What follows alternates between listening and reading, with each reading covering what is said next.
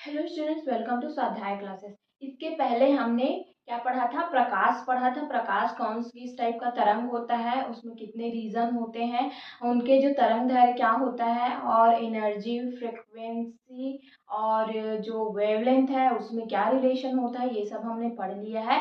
इसके बाद पढ़ेंगे लाइट में क्या क्या घटनाएं होती हैं। तो सबसे पहले पढ़ेंगे परावर्तन। तो परावर्तन क्या होता है? प्रकाश का किसी चिकने व चमकदार सतह से टकराकर माध्यम में पुनः लौटने की क्रिया प्रकाश का परावर्तन कहलाता है।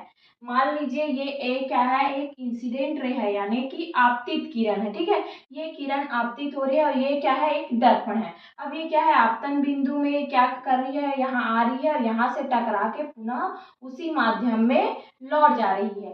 तो ये प्रक्रिया कहलाएगी हमारी परावर्तन या रिफ्लेक्शन। अब ये आई क्या है, आई है आपतन कोण।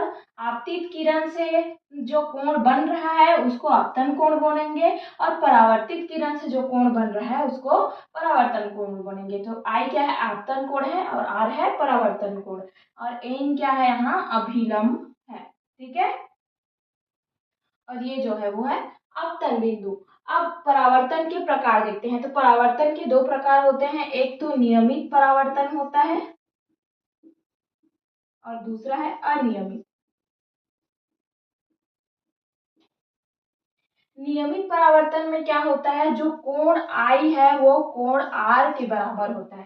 ठीक है, जैसे कि आपतन किरण आपतित आपतित कोण जो है, मान लो जब 45 डिग्री है, तो जो परावर्तित कोण परावर्तन कोण होगा वो भी 45 डिग्री होगा। मीन्स कोण आई बराबर कोण आर होगा, तब हम उसको बोलेंगे नियमित परावर्तन। और मान लो अगर ये है और ये ऐसा हो गया, मान लो जाए ये 45 डिग्री है और ये 50 डिग्री है, मतलब क्या हो गया, कोण आई और कोण आर बराबर नहीं है, तो फिर ये क्या हो गया, अनियमित परावर्तन हो गया, जिसमें कोण आई कोण आर के बराबर नहीं होता है। ठीक है,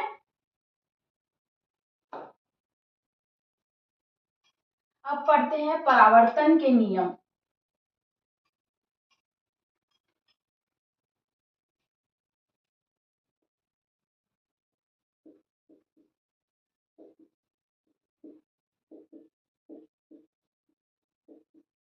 तो परावर्तन का पहला नियम क्या है कि जो आपतित किरण, परावर्तित किरण और जो अभिलंब है वो एक ही सतह पर स्थित होंगे। ठीक है, आपतित किरण,